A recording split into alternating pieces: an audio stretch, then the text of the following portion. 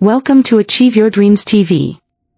Today, we're exploring a profound aspect of life that resonates deeply with many, coping with the loss of a loved one and continuing to live a fulfilling life. Life is like a journey on a train, and each person we meet can only accompany us for part of the trip. When it's time for someone to leave, we should cherish the wonderful times spent together.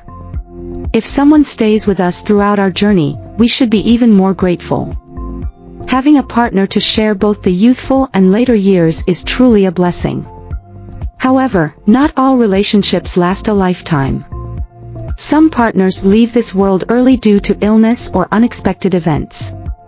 When a spouse is gone, the house can feel empty, as if life has lost its support.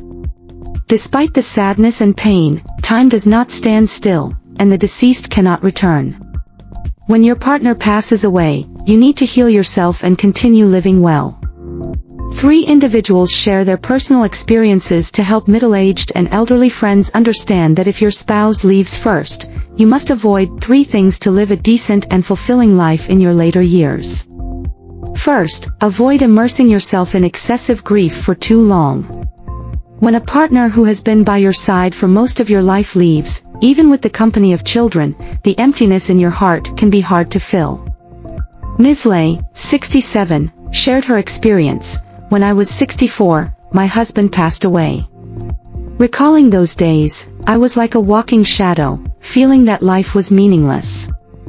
Many times, I thought I might as well join him. I often cried myself to sleep, especially at night when the bed felt too wide and empty. Despite the sadness, I realized that tears wouldn't bring him back. Living well and letting him feel at peace in another world is what I should do. Ms. Lay eventually figured it out. The separation of life and death is the saddest thing in the world, but the deceased are gone, and the living must continue. No matter how happy the past was or how sweet the memories, you cannot always dwell in the past and neglect the present beauty and future hopes. Learning to look forward and live well in the present is not only a duty to oneself but also a way to let the deceased spouse rest in peace.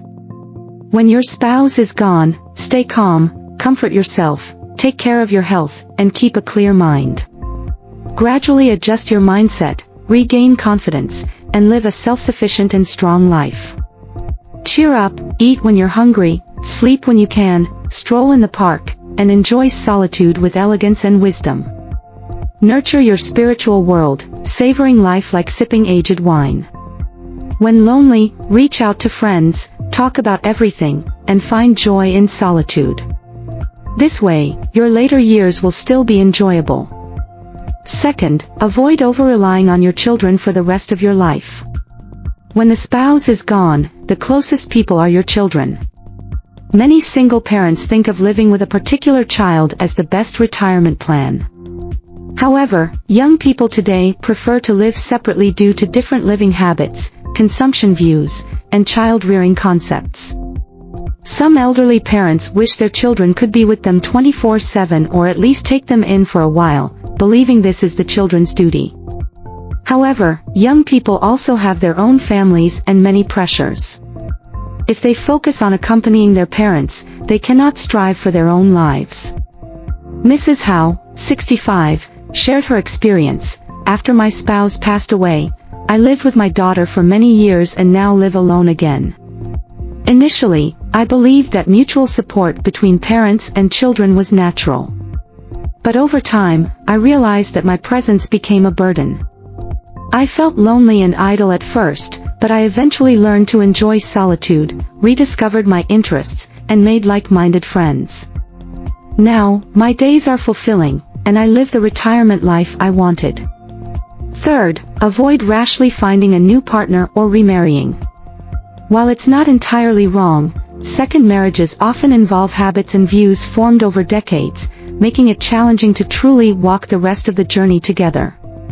When old and the spouse is gone, finding a like-minded companion for mutual support is okay, but elderly remarriages come with risks and complications.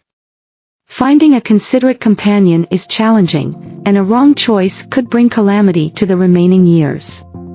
Mrs. Fong, 62, shared her story. Having been through 2 marriages, my first husband died when I was 53. 3 years later, I remarried but divorced within a year. Reflecting on my second marriage, I realized that living alone might be lonely, but it's better than dealing with so many problems.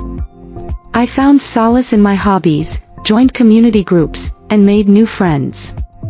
Now, my life is rich and fulfilling. In conclusion, life is long, and you can live it any way you want, but it passes quickly.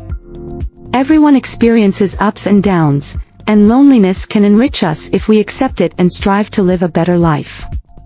Taking care of yourself, learning to find joy in solitude, spending time on hobbies, meeting new friends, and accepting life's changes will make your later years vibrant and fulfilling. By refusing excessive grief, dependence on children, and rash remarriage, you can ensure a rich and fulfilling old age. Thank you for joining us on Achieve Your Dreams TV.